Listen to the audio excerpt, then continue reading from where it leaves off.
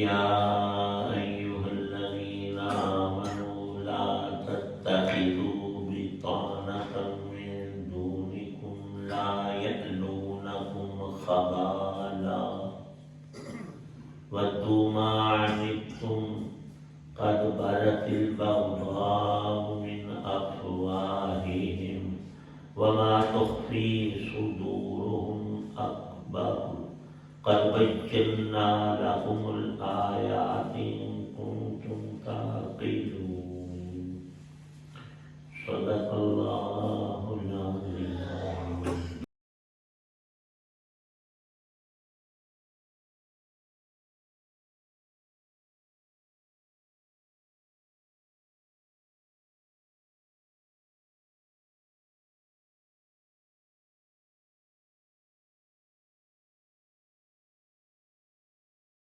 اے ایمان والو، اپنے سے باہر کے کسی شخص کو رازدار نہ بناؤ، یہ لوگ تمہاری بدخواہی میں کوئی کسر اٹھا نہیں رکھتے۔ ان کی دلی خواہش یہ ہے کہ اے مسلمانوں تم تکلیف اٹھاؤ، بغض ان کے منہ سے ظاہر ہو چکا ہے، اور جو کچھ عداوت ان کے سینے چھپائے ہوئے ہیں وہ کہیں زیادہ ہے۔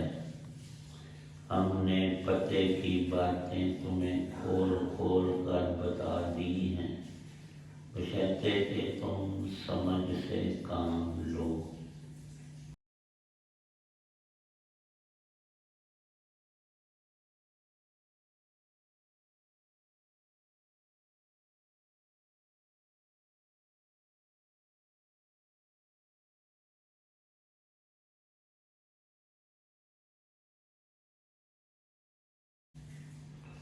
سورہ آل عمران کی آیت 118 ہے۔ اللہ تعالی شانہ نے اہل ایمان کے دوستوں اور دشمنوں کا ذکر کھول کر فرمایا ہے تاکہ کوئی دھوکہ دہی سے تمہیں نقصان نہ پہنچائے۔ ایمان والوں کو ایمان والوں کا بھائی قرار دیا ہے۔ اے مسلمانوں، تم سب دین اور ایمان کے ناطے سے بھائی بھائی ہو، اور ارشاد فرمایا کہ بھائی بن کر رہو۔ اللہ نے یہ جو تمہیں اخوت کی نعمت عطا فرمائی ہے اس کی قدر کرو۔ باقی رہے اہل کفر، کوئی بھی دنیا کا کافر ہے، سارے کے سارے الکفر ملت واحدۃ۔ رسول پاک صلی اللہ علیہ وسلم نے ہمیں بنیادی بات بالکل صاف اور واضح سمجھا دی ہے کہ یہ سارے اوپر سے ایک ہونا ہو، اندر سے ایک ہیں، اور کفر اور ایمان کا فرق دن اور رات کی طرح بالکل واضح ہے۔ اب ایک قوم کا ذکر نہیں فرمایا، سب اقوام عالم میں جو اہل کفر و شرک ہیں، اللہ کے نافرمان،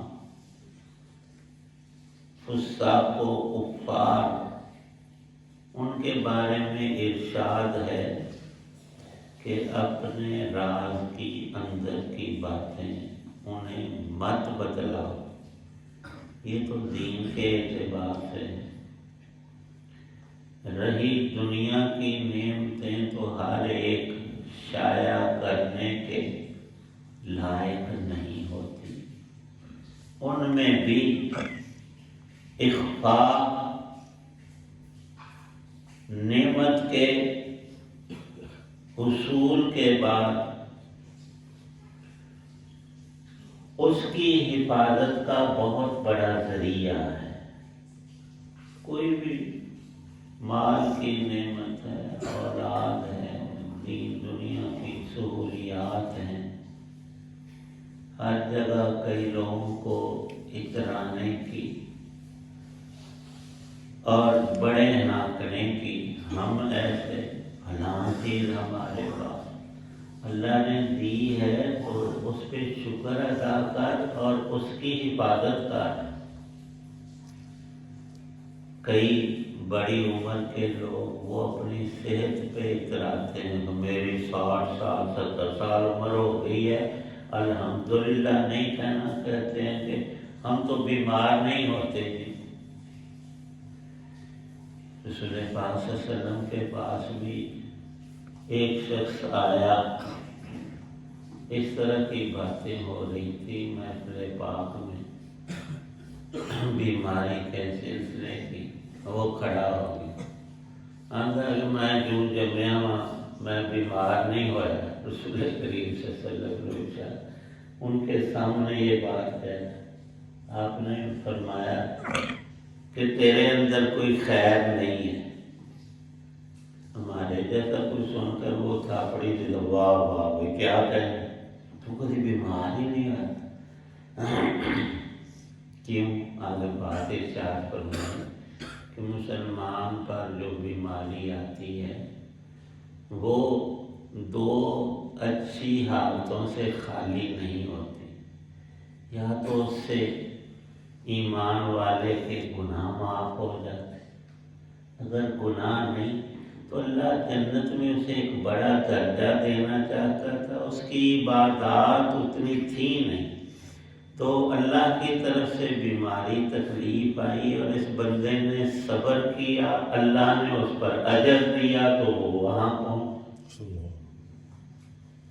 اور اسے کہا کہ تیرے اندر خیر نہیں، کہ تیرے اوپر رب کی یہ جو رحمت کی قسم ہے نا، اس سے تو محروم ہے۔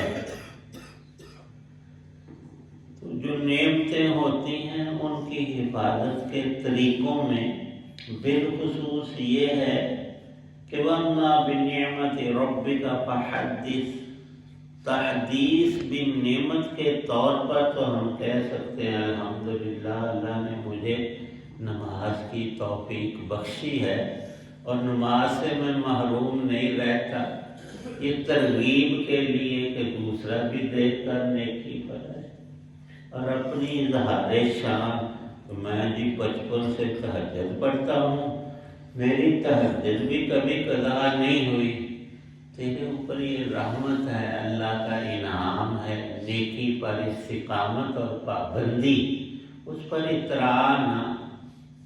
ہمارا ایک دوست تھا، وہ بھی کچھ ایسی باتیں کرتا، لیکن اللہ کی طرف سے ایسا بیمار ہوا تہجد کی بجائے وہ فرض نمازوں سے بھی رہ گیا۔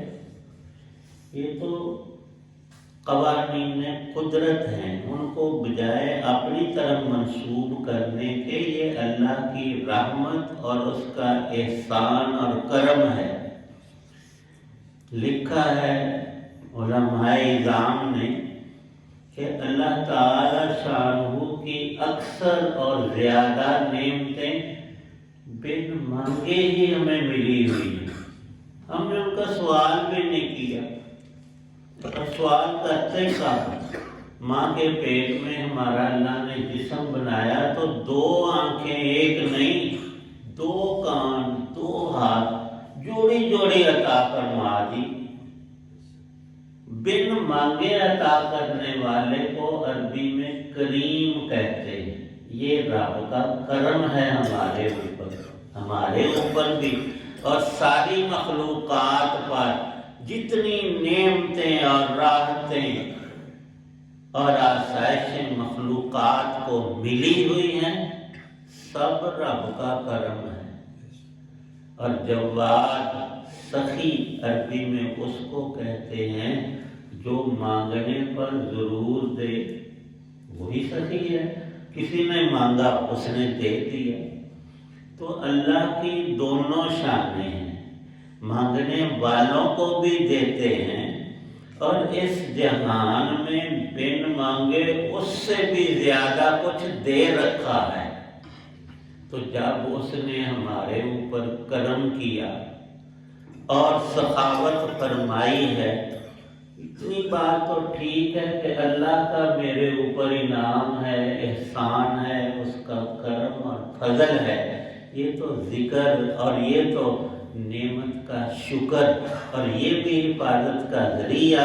لیکن ڈینگے مارنا، میرے 4 بیٹے ہیں اور چاروں کے پاس الگ الگ کوٹھیاں اور بنگلے اور گاڑیاں ہیں، یہ ہمارے ہاں ہوتا ہے دیہاتوں میں اکثر کہ جب کوئی فوت ہو جائے پھر وہ تعزیت کے لیے، اور اس کا نام بھی پٹھا رکھا ہوا ہے، افسوس کے لیے جاتے، دین کی الف بے نہیں آتی اور دنیا داری کی ساری باتیں ان پورا آتے، وہ وہاں بیٹھ جاتے ہیں، آئے ہیں ایصال ثواب کے لیے، تعزیت کے لیے، دوسرے کے غم کو ہلکا کرنے کے لیے، اور کرتے کیا ہیں؟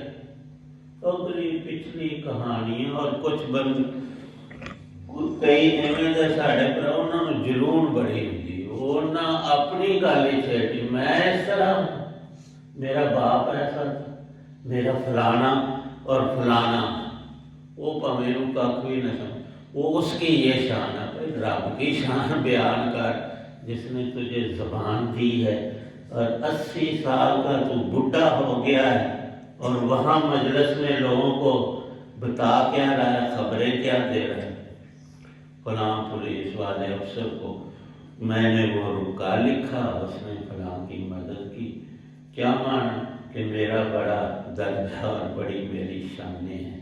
اللہ پاک نے ان چیزوں سے منع کیا اور بنیاد بتائی ہے کہ تمہارے حقیقی خیر خواہ کون ہیں اور تمہارے دشمن کون ہیں۔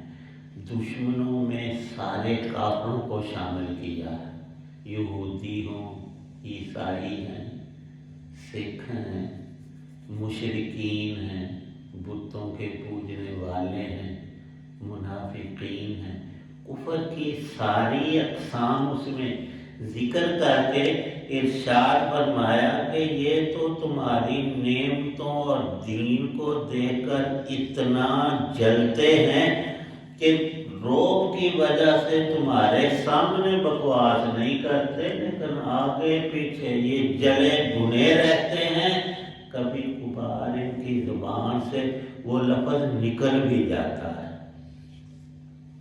اب اگر ہمیں اپنی تاریخ کا پتہ ہی نہیں، 1500 سالوں سے اللہ نے اہل اسلام کو، مسلمانوں کو کیا کیا دینی اور دنیاوی دونوں شانیں عطا فرمائی ہوئی تھی، ان میں ایک لمبا ذکر عیسائیوں اور مسلمانوں کی لڑائیاں، ان کو صلیبی جنگیں کہتے ہیں، ان میں بھی مرکزی نقطہ بیت المقدس مسجد اقصیٰ کا معاملہ ہے۔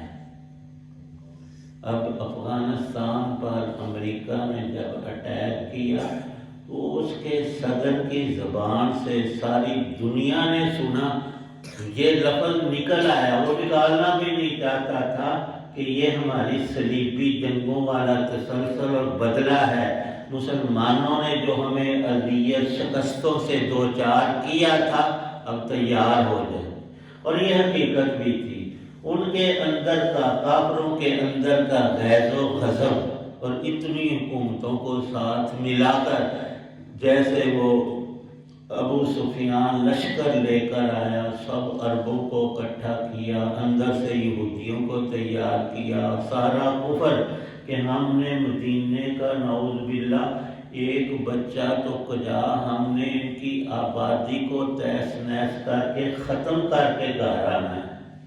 اللہ کا ارادہ یہ تھا کہ ایک بال بھی بیکا کر کے تو دکھاؤ، جنگ رب نے ہونے نہیں دی، اور کچھ دن 3 ہفتے گزرے، ایسی ٹھنڈی یخ ہوار آندھی بیٹی کہ ان کے خیمے اکھاڑ کر ان کی جو سواریاں تھیں وہ بدکنے بھاگنے لگی، اور رات کے وقت میں لشکر کا، کافروں کا سردار کہتا ہے کہ اب ہم نہیں لڑ سکتے، بس ہو گئے، چلے جائیں۔ امریکہ نے دنیا کے سامنے بابر کیا، نہ ہماری فوج نہ اسلحہ، افغانستان کے پہاڑوں سے ٹکرا کر نہ برباد ہو رہا ہے۔ اب ہم بھاگ رہے ہیں، جا رہے ہیں۔ بھاگنے کا تو وہ لفظ نہیں، کوئی سیاسی طور پر اور اچھے اچھے الفاظ، یوں ہو گیا ہے۔ یوں ہوا نہیں، رب نے دکھایا ہے کہ اہل ایمان ایک مٹھی برابر بھی ہوں، کفر کے ساتھ لڑیں رب کی رضا کے لیے، رسول پاک صلی اللہ علیہ وسلم کے طریقے پر، تو اللہ انہیں کامیابی سے نواز دیتا ہے۔ اور کتنی بڑی کام، یہ تو دنیا کی ہے، فرمایا کہ آخرت کی اصل کامیابی وہ بھی ایمان پر مبنی ہے۔ ایمان کی قدر ہونی چاہیے، اور اپنے ہر مومن بھائی کا صرف دفاع ہی نہیں، اس کی امداد، تعاون علی البر، اس سے جتنا ہو سکے تعاون ہو۔ اللہ عمل کی توفیق عطا فرمائے۔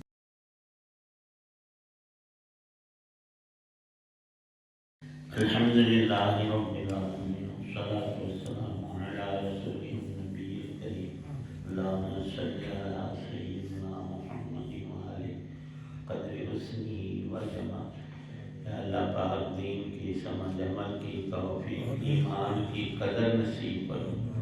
سب مسلمانوں کو دین کی سمجھ اور عمل کی توفیق عنایت فرما۔ جتنے حضرات دعا میں موجود ہیں، سب کی پریشانیوں کو دینی دنیاوی راحتوں میں مبدل کر، بیماروں کو شفا عطا فرما۔ حاجی عبدالجی صاحب ہسپتال میں ہیں، یا اللہ پاک ان کو صحت کاملہ عطا فرما، اور ہم سب کو تمام بیماریوں سے اپنی حفاظت نصیب فرما۔ جتنی زندگی ہے ایمان، تندرستی اور نیکی والی نصیب فرما۔ تمام تنگیوں یا اللہ تکالیف کو راحتوں، آسانیوں، نعمتوں میں مبدل فرما۔ اپنے خاص نیک بندوں ذاکرین میں شامل فرما۔ ہماری تمام جائز حاجات، ضروریات اپنے خزانوں سے عنایت فرما۔ حسن خاتمہ، ایمان پہ خاتمہ نصیب فرمانا۔ صلی اللہ تعالی علی خیر خلقہ محمد وعلی آلہ وصحبہ وآل بیتہ اجمعین۔